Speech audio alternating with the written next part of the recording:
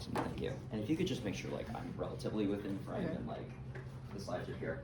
Okay, so welcome to the tragedy of your IR debating. So in this lecture, I want to speed run through the first 3 weeks of what a college intro to IR class looks like, and then at the end we will get to how to put a few of those principles into practice during debate rounds.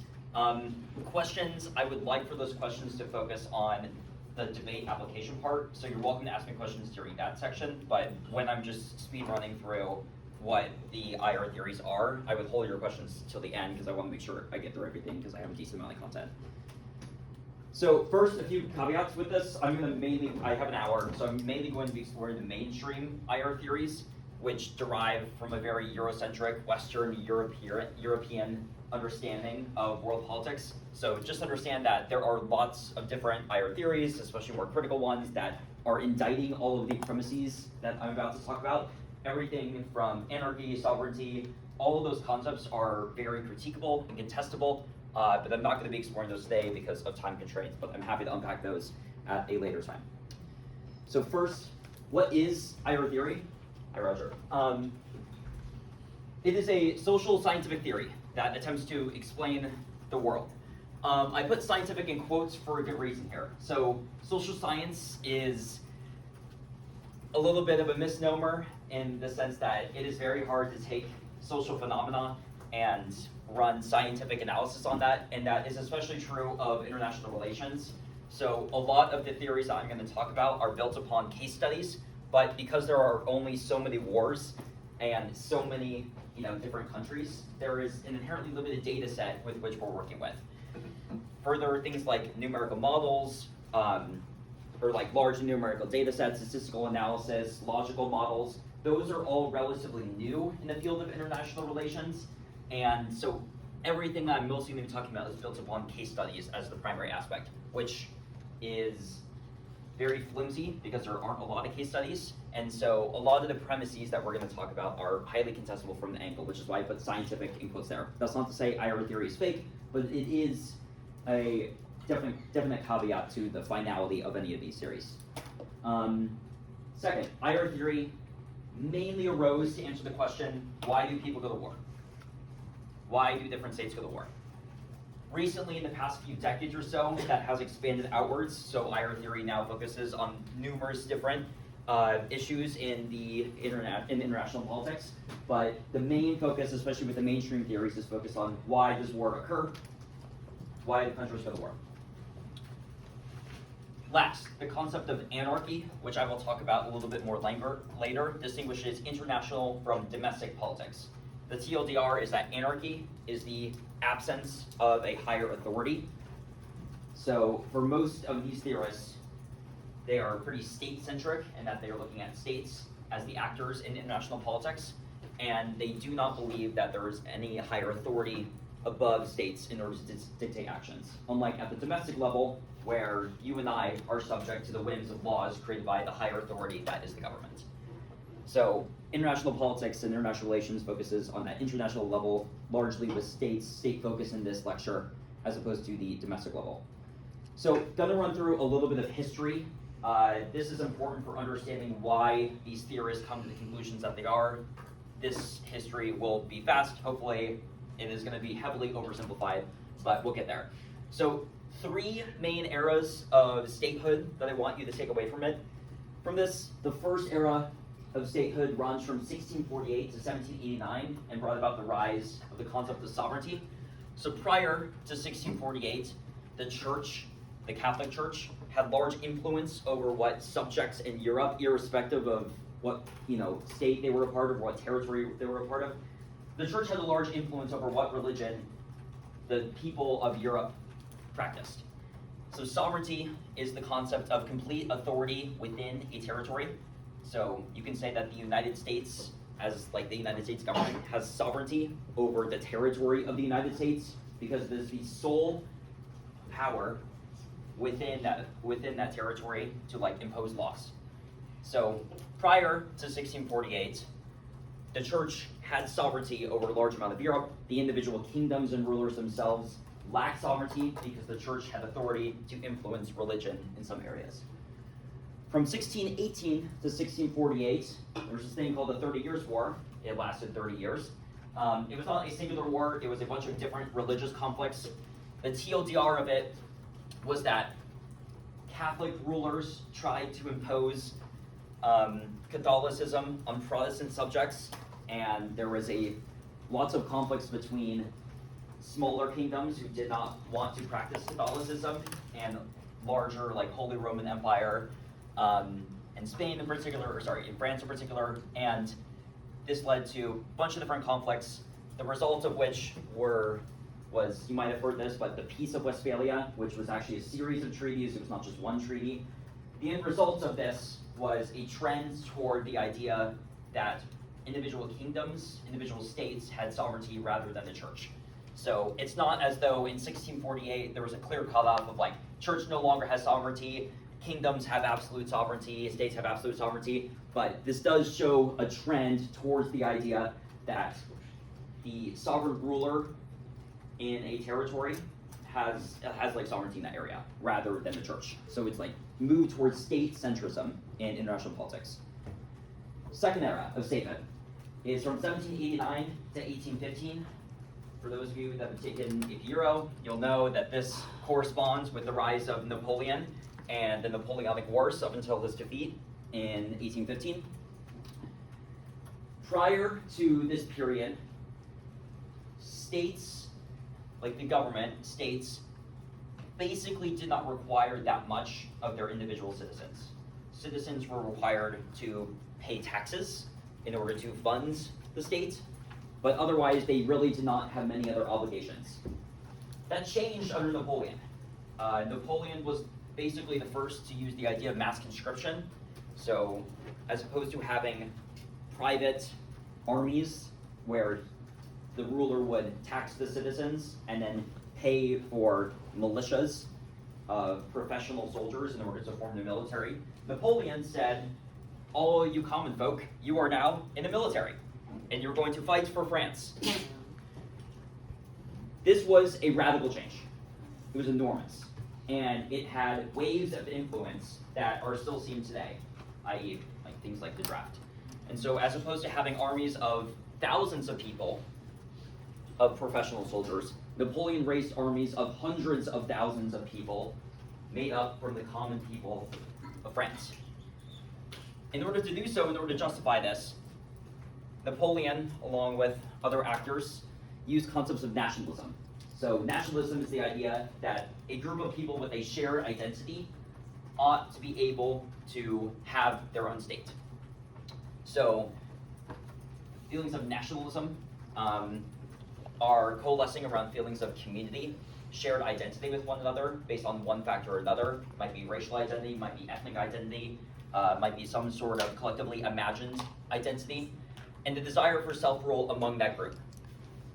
So when you hear the concept of a nation state, so a state is just like an entity with territorial authority and sovereignty. A nation is a group of people with a shared collective identity. A nation state is a combination of those two things. It is a group of people with a shared collective identity who have their own state. So nationalism was used to justify things like mass conscription. So that's sort of where nationalism came from, took off. Third era.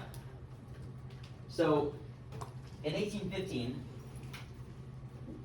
so throughout the Napoleonic Wars, Napoleon raised a bunch of big armies, took over a bunch of land, went to war with basically everyone in Europe, and in 1815 was finally defeated for the final time, exiled for the second time.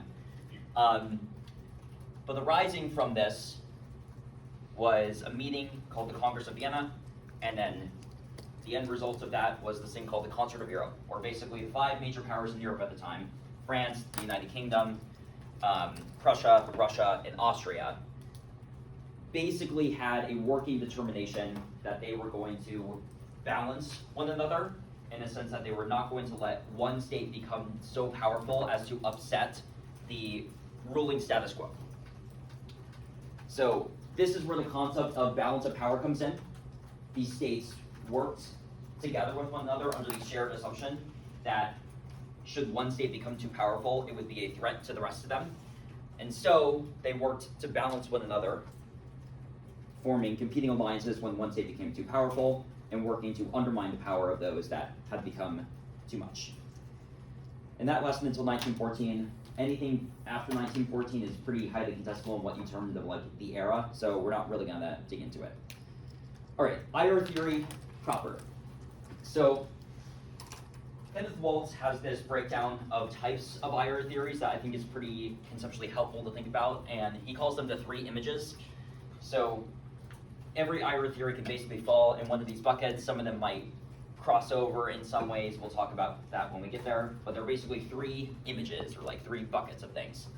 So the first image, or first type of theories, so first image theories, look at individual actors as the root cause of war. Individual actors as the root cause of war. So these folks mainly think that the reason that states go to war is because humans make up states, and human nature at its core is sinful, is aggressive, is violent, etc. So a few of these folks, we'll talk about more of these folks later, but St. Augustine, for example, was like, we all have original sin, shout out to the Catholics out there, and therefore, we're like, human nature is violent and bad. Hobbes also along this category, if you've ever read Leviathan. Second image theories basically said that the internal, sorry, that's a typo. It should not say international organization. It should say internal organization of states explain more. So how states are constituted, what sort of form of governance they have within a state explains the propensity to go to war. So we'll talk about democratic peace theory later, but that's an example of this, of like the internal organization of a state, i.e. the fact that they are democratic makes them less likely to go to war. Marx also is like capitalist states go to war more often because they need to secure markets in order to expand for the capital interest. Third image theorists think that the root cause of war comes from the system of international relations itself. So the system of international politics. There's largely two buckets of people here. We'll talk about both of them. The first are the balance of power folks who think that the reason why wars occur is because of the differentiation and distribution of power. And the second are that group of people in this bucket say that international norms explain conflict, i.e. when we have norms of collective self-restraint, things like that, then wars are less likely to occur. When we have norms of aggression, violations of territorial sovereignty, we have more wars. Okay, I'm not going to dive into the bucket of mainstream IR theories. There are, so along with the like three images, there are also three major buckets of IR theories that people like to put things into. They are called realism, liberalism, and constructivism. There are many more besides these three, and each one of these I think is a bit of a misnomer because they have lots of different theories within them that contradict with each other in numerous different ways. But realism, liberalism, constructivism will unpack with each of those three main. First, I want to start with classical realism because it's sort of the first IR theory that sort of came about. It has its origins in the 30s and the 40s with writers like Hans Morgenthau and E.H. Carr.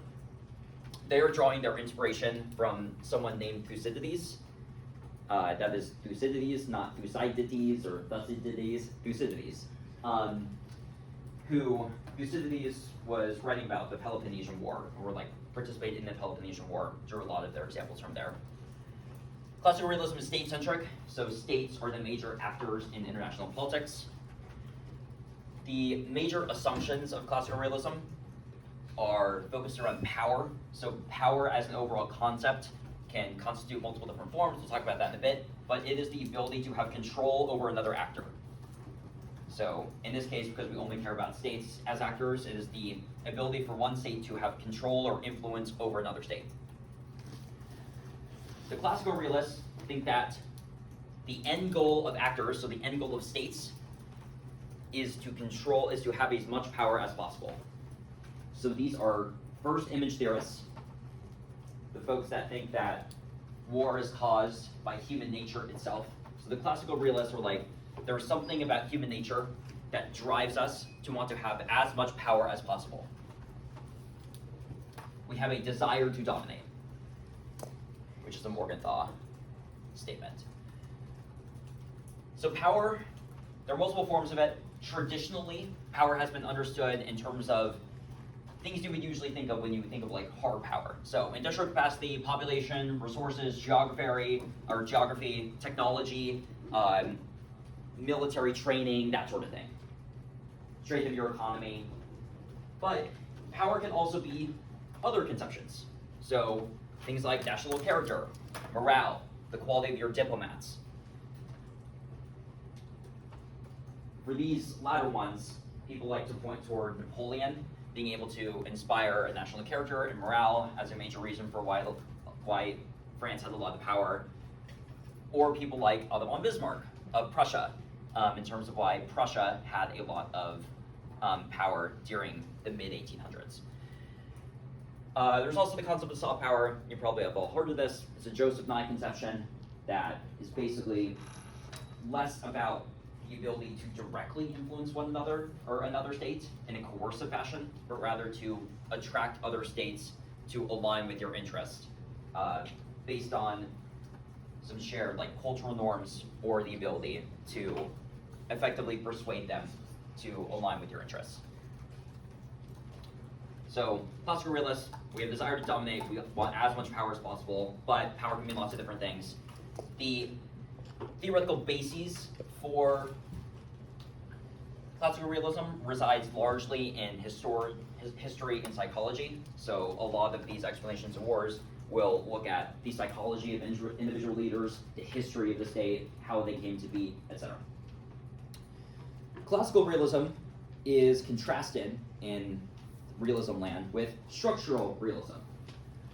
So I'm going to spend the bulk of this lecture on structural realism because I think there are a lot of misnomers, and I also think it's important in order to understand structural realism so that the other theories act as a foil to structural realism. Because structural realism is probably the most totalizing of them.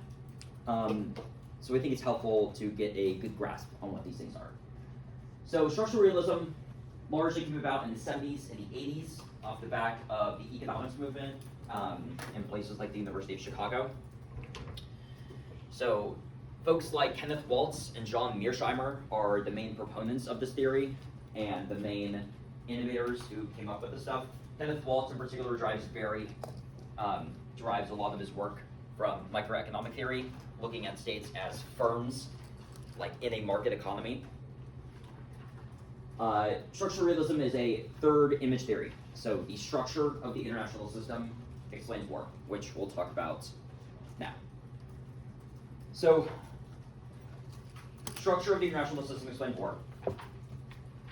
The structural realists have a few arguments and assumptions for why they believe this to be the case. The first is that they think that the international system is defined by anarchy. So as we talked about a little bit earlier, anarchy is the absence of a higher authority.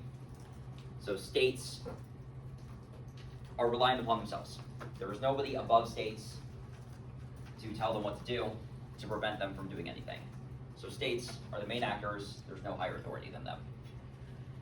The structural realists think that this leads to a self-help system.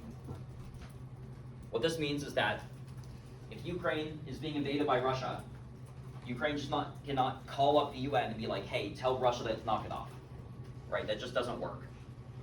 And so what this leads to is a system where every country has to fend for itself.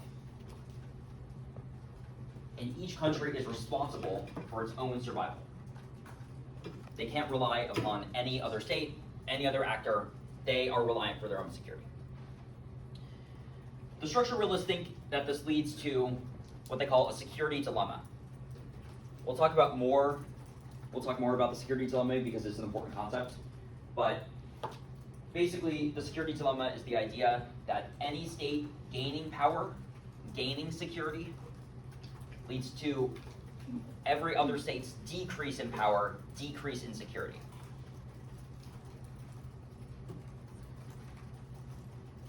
So as the United States gains more power, gains more influence, needs more security via that power, every other state around it becomes less secure, less powerful, because the stronger the US military is, the less secure, our neighbors become, because the United States has more of an ability to dominate them. There are a few conclusions. I'm skipping over a few of the assumptions they made to arrive at these conclusions that are a little bit secondary, but major things. So conclusion 1, states are unsure of each other's intentions. You can never know what another state is thinking. You can never trust anyone fully. So we'll talk about how this implicates alliances later on. But if you are a state, you can never leave your security in the hands of another state. You must rely on yourself. Second, survival comes first.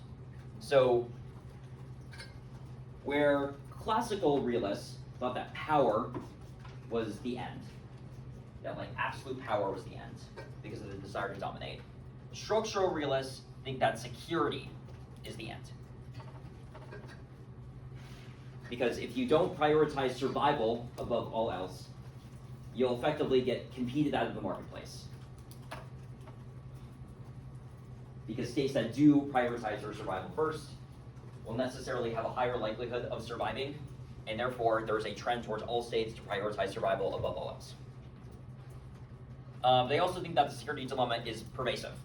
This is not only the case with the decisions to go to war or decisions to form alliances, but literally every decision that states make in the international system is defined by the security dilemma. The security dilemma is drawn from this idea of the prisoner's dilemma, if you've heard about this.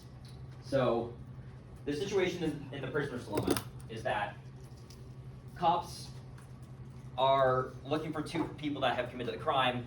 They arrest these two folks. They're very confident that these two, committed some crime. They're like, you did this thing, but the cops don't know everything, and so they want the prisoners to turn on themselves basically and turn each other in so that they can give more information about what exactly they did, the extent of their crimes, etc. So in this case, the cops and the prosecutors give the prisoners basically two options. So they take each of them into separate rooms. They're like, all right, you have two options. Either you can stay silent, you can not rat, or you can talk. So here's the grid of what happens if, depending on the decision of each one of the actors. So if both of them stay silent, if both of them refuse to rat on one another, they both serve 1 year in prison. In contrast, if they both decide to snitch, then they both serve 2 years in prison. If one decides to not rat, but the other does, the one that refused to rat serves 3 years, while the person who snitched goes free. So on a systemic level, the ideal outcome is this one, right? Because there is a combined total of 2 years being served in this quadrant, as opposed to 3 years combined here, 3 years combined here, 4 years combined here. So on a systemic level, quadrant 1 is where we want to be. Or I guess, well, if you do this quadrant, we'll say it that way. The worst outcome on the systemic level is this quadrant, because there's 4 years being collectively served. However, based on the individual rational decisions of each actor, if we play this game only once, if we have only one iteration of this, this will be the outcome almost all the time. The reason is that each actor individually has an incentive to rat on the other. So if A chooses, so A is two choices, so we're actor A in this case. So if we choose to stay silent, if we choose to not rat on our partner, if our partner chooses to stay silent, we get 1 year. But if we had betrayed them when they stay silent, we could have gone free. So if we think our partner is going to stay silent, we have an incentive to rat on them because we get off scot-free as opposed to serving 1 year in prison. If, however, we think that our partner is going to betray us, then we also have an incentive to rat on them because as opposed to getting 3 years, we'll instead only get 2. So irrespective of what we think our partner is going to do, we always have an incentive to rat. And because it's mirrored on the other side, the exact same thing is true for B. So both actors have an incentive to rat on another, So the end result is this quadrant down here, the worst outcome from a systemic level. So this is the classic prisoner's dilemma model, and this is the basis for like a good representation of the security dilemma in terms of it would be like the ideal outcome for any case is like countries cooperate with one another. But because of each person's individual perspective and also the inability to know each other's intentions, we end up in this case where there's a lack of cooperation. So this applies for, you can make this theoretical application to lots of different things. The decision whether, to ally with one another, the decision to work collectively on global warming, right? It's like, if we all collectively worked on global warming at the same point, that'd be great. But because we're afraid of other countries essentially betraying us and not holding up their share of the bargain, we get to a situation where no country does anything, and then the world burns. So that is the basis of the security dilemma, or at least like a visual application of what that's like. So there are a few, go away subtitles. Okay. So there are a few more conclusions that arise because of this. The first is that relative power is the key motivation for all states. So reminder, classical realism is about absolute power, just like power in the abstract, because we have desire to dominate, we want as much power as possible. But because of the security dilemma, where an increase in power for one, or an increase in security for one leads to a decrease in security for all the rest, absolute power does not really matter. It is solely about relative power as the key motivation. Even if we have tons and tons of power, if another state has more power than us, then we are insecure.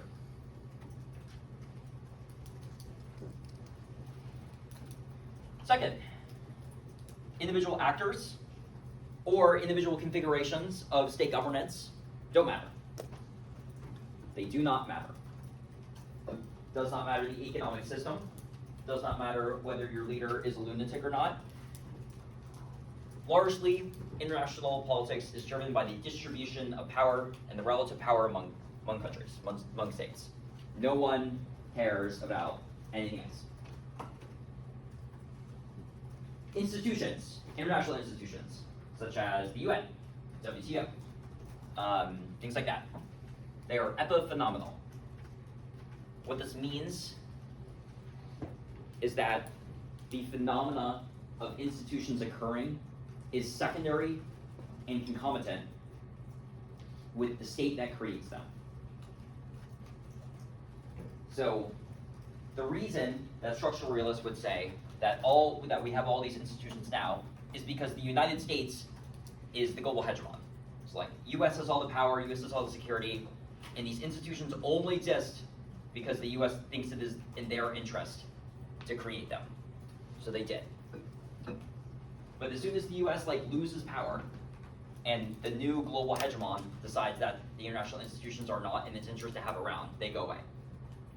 So institutions, in this case, are epiphenomenal. They are secondary because they rely upon the US being the global hegemon. Alliances under both structural realism and classical realism are fleeting.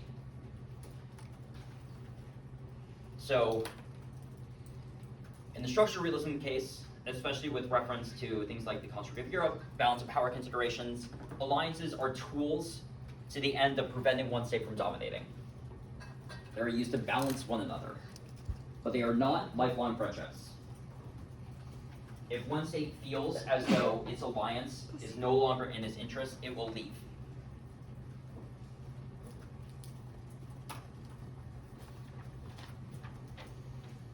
And therefore, you can never trust your allies.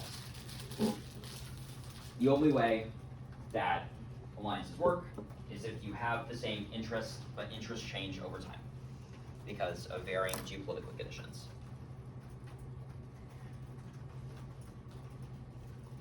Last, we can determine, for some folks, largely worlds, whether an international system is stable, unstable, whatever, based on the polarity.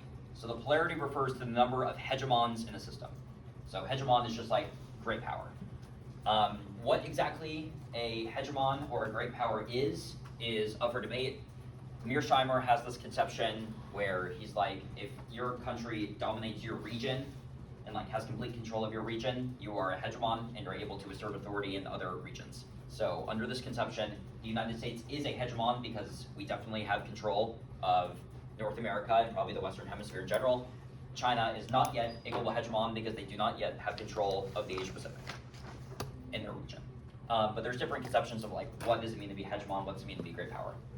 But the end point of this is that unipolarity is unsustainable. Unipolarity doesn't really happen in international politics. The reason is because of balancing, right? If all states are fearful that one state getting too powerful makes them insecure, then they will form alliances and balance against the power that is rising. So we can see this in the Napoleonic Wars, right? Napoleon got too powerful, so all the other countries in Europe banded together, formed like 18 million coalitions, and eventually brought France down. Bipolarity, where there are two hegemons in a system, i.e. the Cold War with the US and the USSR, is relatively stable. The reason is that you have two competing blocks of alliances, and it is very easy to understand how balance of power dynamics work. So, if you have two blocks, relative alliance and security for one, needs to decrease in the other, but the balance of power calculations for which states need to balance with whom in order to prevent one state from getting too powerful are relatively easy, and therefore bipolarity is stable. Multipolarity, where there are more than two hegemons in the global system, is inherently unstable. The reason is, like, if any of you have heard like the three-body problem, where like if you have two floating in the system really around each other, it's pretty easy to do calculations with Newtonian physics, but as soon as you throw a third in there, like all bets go out. Like it's really hard to do calculations of when you should when state should balance, how to balance in order to prevent one state from getting too dominant. Like calculations become much more difficult, and balancing becomes more difficult as soon as there is more than a second hegemon in the system. So there are two different conceptions of structural realism. First is defensive realism. So defensive realism comes from Kenneth Waltz, who we've already talked about a lot. The difference between defensive and offensive realism comes down to whether you think balancing takes preference over buck passing or vice versa. So balancing, we've already talked about, is the idea that if one state gets too powerful, you have an incentive for the rest of the states to balance against that power.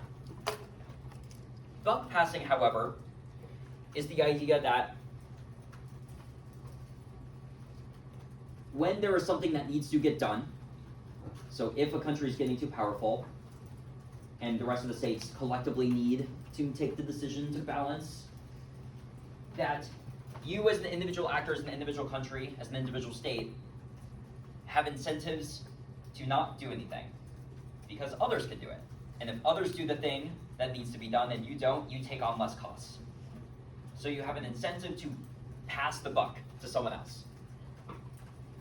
Why should you do it? Why should you have the balance when the other state can?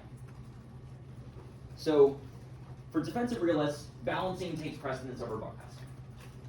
They think that largely states act in order to balance. There might be some buck passing, but it's pretty limited. And in this conception, aggression is pretty limited. Because if you're a major hegemon and you know that balancing is the overarching sort of systemic driver, then it is counterproductive to expand. It is counterproductive to go on the offense. And the reason is that as soon as you do that, all the other countries in the world are going to ban against you. And so that would be counterproductive for you. So the result is a relatively stable defensive system. In contrast, you have offensive realism, pioneered by Mearsheimer, in which buck passing takes precedence over balancing.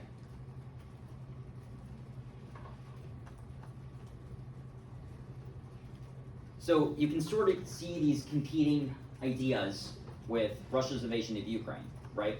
So Russia invaded Ukraine, clear act of aggression, clear act of Russia trying to increase its power.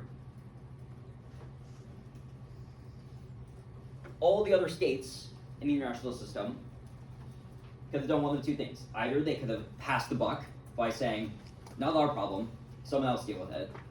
or they could have helped Ukraine. And we've seen a little bit of both, right? It's like, the United States has certainly sent weapons and supports Ukraine, which I guess can be an indication of buck passing, but they've also refused to send certain weapons for fears of escalation, refused to directly get involved. And in that sense, there's a little bit of element of buck passing, especially with other states in the system. So that's structural realism. Actually, gonna pause for 141. Yeah, does anyone have any quick questions about structural realism? Yeah. Offensive and defensive realisms are like subcategories of structural realism? Yes. Okay, thank you. Do structural realists believe that there's some sort of limit on the amount of power, which is why you would like balance out? Or is it just like the more you increase, then other people would also? Yeah, so generally the balancing assumption is like there's no theoretical limit to how much power you could have, but the more power you gain, the more likely balancing is to occur. So at some point it is counterproductive to attempt to get more power. Okay, we're gonna move into, so that was category 1 of realism. Gonna move to category 2 of liberalism. Liberalism as a category, think once again a bit of a misnomer because these are all different conceptions of how things work, and so it's usually best to break them up a little bit further than, you know, you're a liberal in IR theory. So first bucket are the liberal institutionalists. So these people like Hannah Martin, they largely agree with the structural realist assumptions, but they disagree with the conclusion that cooperation is impossible. The reason they think is that institutions, global institutions like the UN, WTO, WHO, etc., are able to mitigate the problems of the security dilemma. So this is the third image theory because structural realism, the same assumptions are also third image theory. But these folks basically use the microeconomic theories that informed Waltz's approach and continue with it to say that institutions help out. So back to the prisoner's dilemma example. If you run the prisoner's dilemma game a singular time, then you will get effect almost every time. However, economists have found that if you run the game over and over and over and over and over again with the same two people, then they are more likely to cooperate. The reason is this concept of lengthening the shadow of the future. This idea that you know you're going to be working with this other actor over a longer period of time, and therefore you have more of an incentive to cooperate because the gains in the end are much higher for you. And so these folks think that global institutions are able to increase the amount of interactions between states because you are working with each other more on a more regular basis, able to have more interactions, and that increases the likelihood of cooperation. There's a few other ways that logical pathways that they think that institutions can break down the security dilemma, but that is an example. Just know that these folks think that institutions, even if states are self-rational actors afraid of one another, etc., are able to increase cooperation. Liberal hegemonic theory, so pioneered by Eikenberry. Eikenberry's theory is basically that after the Cold War, there was no balancing, / there is no balancing. The US acts as a benign hegemon in the world and creates a system of global institutions that creates an international system whereby effectively there is security because the US is the most powerful. Nobody can challenge the US, but the US is benign in the sense that it does not go and invade other countries. So that's liberal hegemonic theory. Last in this bucket is democratic peace theory. 1135, we're fine. Is democratic peace theory. So this largely originated with Kant, but then kind of evolved from Kant. There's two forms of democratic peace theory. The first is the monadic theory, which is the argument that democracies don't go to war. Like if you're a democracy, you don't go to war. That is empirically super invalid. Democracies over the past 200 years, depending on your definition of war and your definition of democracy, but there are some studies that show that democracies actually go to war more than autocracies. So monadic, probably dead, and that was Kant's whole thing. Dyadic, however, is the idea that two democracies don't go to war with each other. There are two logical bases for why dyadic theory people think the way that they do. The first is structural institutional reasons, basically that there are structural constraints within democracies that prevent leaders from going to war, because the public is able to check back against them. Publics don't want to go to war with other democracies, so leaders are disincentivized from going to war because they know they'll get voted out in the next election cycle. Things like that. Also things like checks and balances, that sort of thing. The second logical basis is a normative one.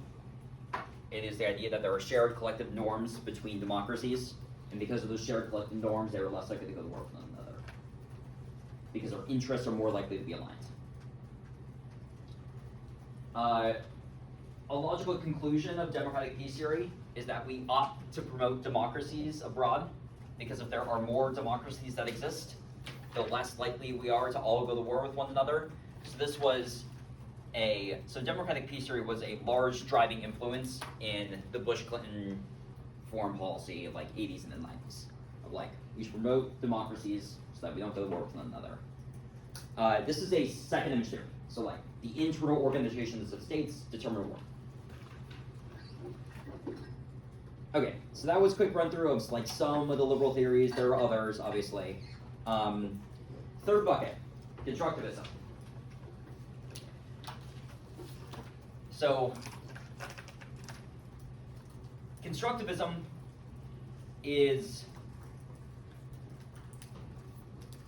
includes a whole bunch of things. It is definitely not a singular theory. There are lots and lots and lots of different sub-theories. So I would think of it less as like, constructivism is X, but rather constructivism is inclusive of lots of different things. So this emerged at the end of the Cold War in response to the collapse of the Soviet Union. And there was sort of this question after the collapse of the Soviet Union, which was like, if you recall back to when we were talking about structural realism and polarity, how we said that bipolarity is the most stable system. Right? It's sustainable, it's stable, states are able to balance against one another. That conception really can't explain the collapse of the Soviet Union. Why did we transition from a bipolar system to a unipolar system? And so, arising from that sort of critique of structural realism, we get the constructivists. A few fundamental assumptions that they have. The first is that state interactions are shaped not only by material factors, i.e. power, but also by ideational ones, the ideas that states have, the idea that actors have. Second is that agents and structures are mutually constituting of one another. So whereas the realists are like, institutions exist solely because states create them and states form them, constructivists, or at least some, are like, that may be true. States do have an influence over institutions, but institutions also have an influence over states. Same thing with norms and actors. It's like actors influence norms, but norms also influence actors. So they're mutually constituting one another. Causality runs both ways. The major pioneer in constructivism is Alexander Wendt. And Alexander Wendt's famous line was, "Anarchy is what states make of it." So if states believe that the system is anarchic, that the system is a self-help system, in which we all have to look out for ourselves at the cost of everyone else, then we're going to get a realist system. However, if states change their conceptions of what anarchy is, of what the international political system is, then the system can change. The realist in response would say, well, if that's true, why do we still act like this? And I think Wendt's response is, we just haven't tried. Furthermore, this whole statement, like major takeaway, is like state interests are not static. So states are not solely driven by power, not solely driven by security, but they can change their preferences over time. Because actors with different ideas, influences, etc. constitute states, and their preferences shape the state's interests. So whereas classical realism derives from psychology, structural realism comes from economic theory, sociology has large influence over constructivism. Okay, So, want to talk about, like, why do we do this theory thing? Like, why is this important? How is this helpful for debate? But first, I think it's important to determine, like, what makes a theory valuable. And I think there's three large buckets. There are some other things, but I think these are, for time reasons, these are the most important. The first is descriptive accuracy, which I think is what we usually think of when we're like, is this theory good? Is this theory valuable? It's like, does it accurately explain the world? If when we apply it to multiple empirical situations across different contexts, does it accurately explain what went on there? The other two, though, aren't really considered a lot of the time, but I think they're pretty important, and they're somewhat intertwined. So the first is parsimony. So parsimony, fancy word, just means simplicity. It's like, how simple is this to understand? How, like, streamlined is it, essentially?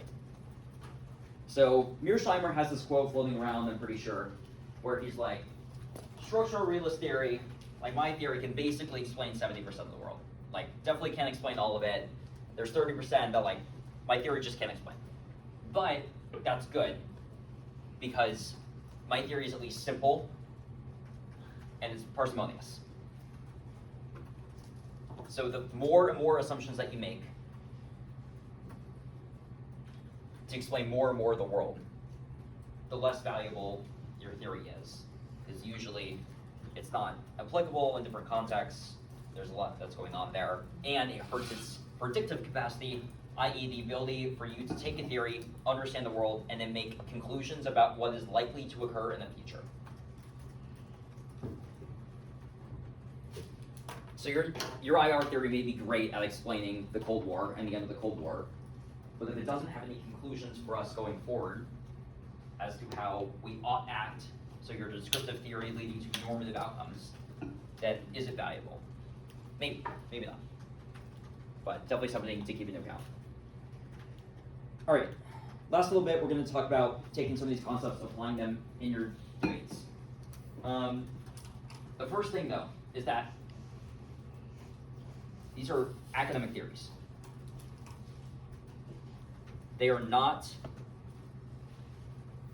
ideologies. They are not labels for individuals or for states. So there's a few outgrowths of this. The first, like, theories are heuristics for understanding the world. It's not like you have to choose one of the 7 things I listed and be like, I'm a structural realist.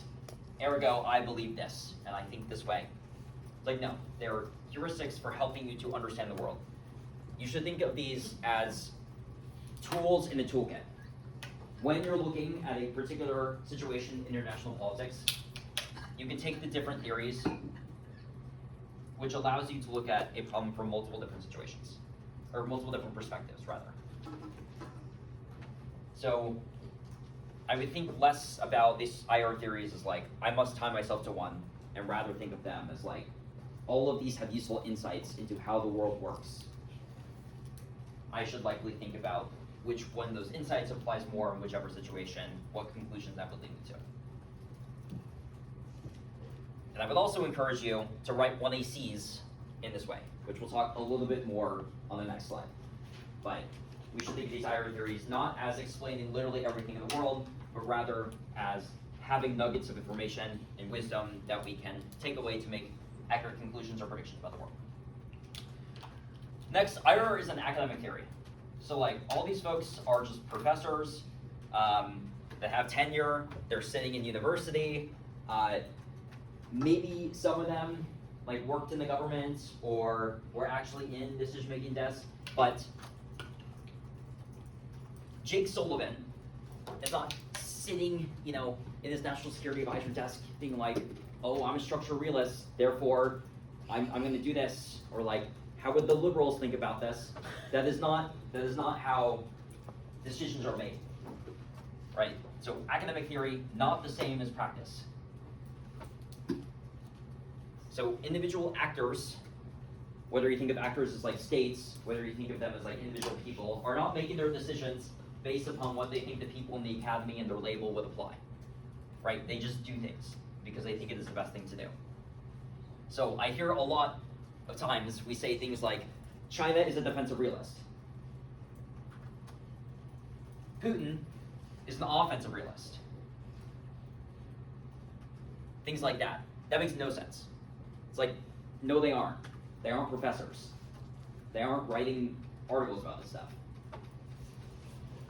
Like when you call someone a realist or a constructivist, that only applies in the context of like, this professor is writing constructivist theories. It does not apply to the actors themselves.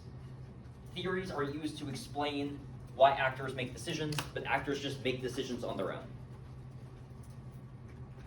So rather than saying China is a defensive realist, the better way to talk about that is there are nuggets of wisdom from the defensive realist literature that is informative for understanding China's behavior in the South China Sea.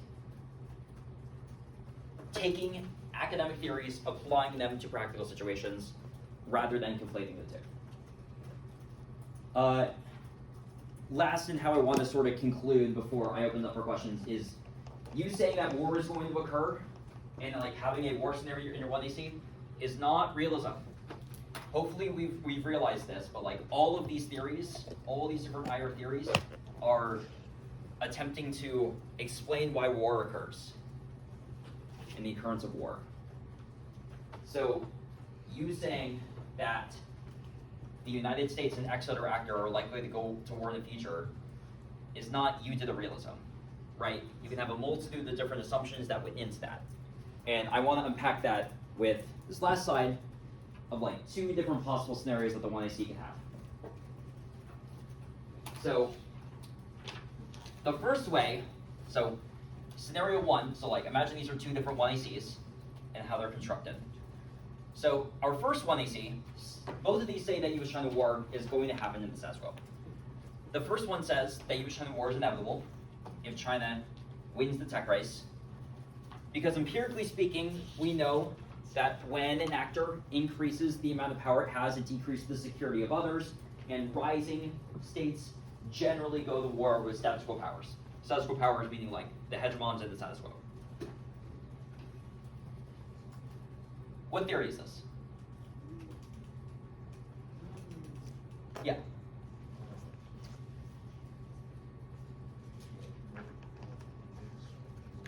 Yeah, it's classic structural realism. It's like, this is just like copy-paste structural realism into there. Contrast that with 1AC number 2, where it's like, also comes to the conclusion that US and China are likely to go to war in the future, but it says a few things.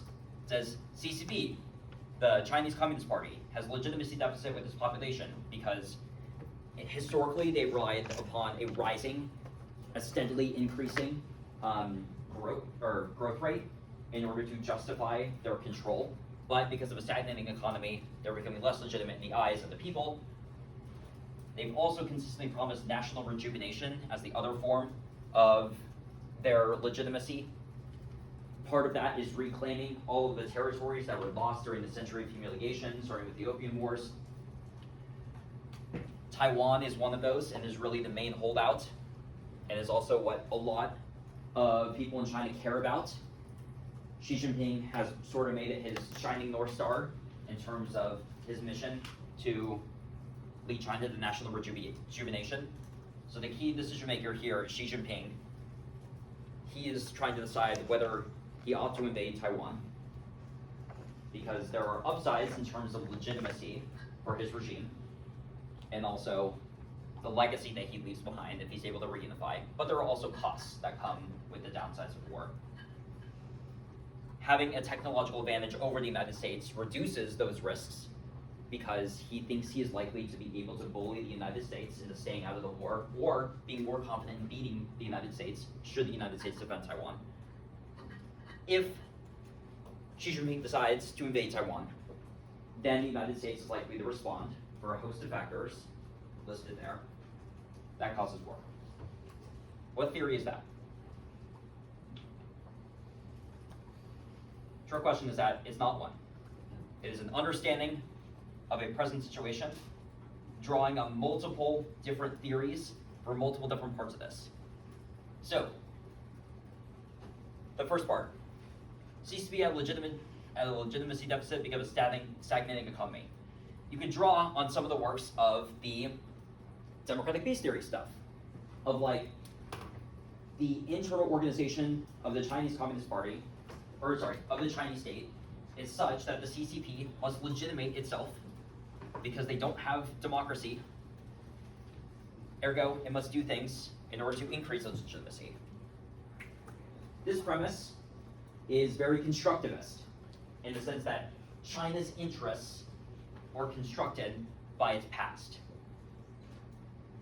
The losses and the humiliations that it suffered between the mid-19th century and 1949 created a national identity of trying to unwind the clock and restore China to its previous great status. Right? That's a very constructivist understanding of nationalist identity. The cost-benefit calculus of like how Xi Jinping thinks in terms of doing this thing, you can draw on like some classical realist theory of like, it is the individual actors. Here's how Xi thinks about these things. Yeah, probably maybe trying like desire for power, desire for influence, desire for legitimacy and legacy. So that's very classical realisty. The tech advantage reducing the downsides draws a lot of the hard power conceptions of structural realism. And the United States' ability to respond, desire to protect democracy comes from like the normative sort of democracy liberalism stuff. The Biden calculus is very individual centered, and the economic interest is very rational from like a realist perspective. So there's not one theory going on here, right? And so I think you saw in the practice debate of like, they asked about the first thing, and I usually never defend the first thing, because usually this much less robust, much less applicable and like realistic than this, right? You have way more explanatory power with scenario 2 than with scenario 1. And so in the practice debate, or the demo debate rather, when like Julian was asking about this, I heard someone say like he's choosing his words wisely. The reason was because I usually defend this, and I was like, oh, we read Mearsheimer, we have to defend this now. And so there are very big differences between the way that you debate 2 versus you debate 1. So let's say the 1 in C stands up and reads a K of structural realism. In the case of you're defending scenario 1, yeah, you're probably tied to structural realism. Like, yeah, you like think about the world through a very structural realist lens. Maybe you have some other conceptions here, but like you've tied yourself pretty clearly to like structural realism is a way that we ought to understand the world. Scenario 2, if you're reading this 1 AC, you do not really agree with many of the premises of structural realism. Reminder, structural realism is like we should ignore what individuals think, what the internal organization of states are. It doesn't matter. The only thing we should focus on is the balance of power. Whereas we focus on lots of different things that are not that. So the end conclusion here is that when you're debating a K of IR, so A, you should construct your 1ACs using this. Like, what are the reasons that you think your conclusions are true? What is your particular application of many of these different theoretical concepts to this understanding of the situation? Rather than going and cutting Mearsheimer's 2023 book, paragraph 1, about the US and China being likely to go to war. Right? There's a lot more explanatory power in the second, and it's a lot more resilience to criticisms of IR. Okay, questions? Yeah. Could you shift it, for example, I know someone way back who believes in some sort of transition war theory, but who also believes a reason why the US and China are more likely to go to war is because of some fundamental theories about the different ideologies. Yeah, certainly. So sorry, what's your question there? Yeah, can you if your 1AC is more simple, and it's it doesn't really have that many parts that make it something like scenario 2, and it's not the impact concept aren't isn't as developed, so it's more like scenario 1, but you can sort of shift it and change it once something happens. Yeah, I mean, I suppose I would push back on the claim that this is more cards. This is maybe 2, because a lot of these I would not think about this in terms of like number of cards, but rather of like strength of your scenario and what the claims are that you need to be able to win a specific debate. So is this one or two more cards? Yeah. Is that worth it? Probably yes. But I would also think this in terms of like, what are the core assumptions that my 1AC is making? So if you're doing the Beckley thing, yeah, there's a lot of like structural realist ideas drawn. There's also ideas of like competing ideologies and a little bit of like Huntington drawn of like clash of civilization stuff. At which point you probably have to defend both of those, or at least that like inclusion of both of those into understanding of the world is good.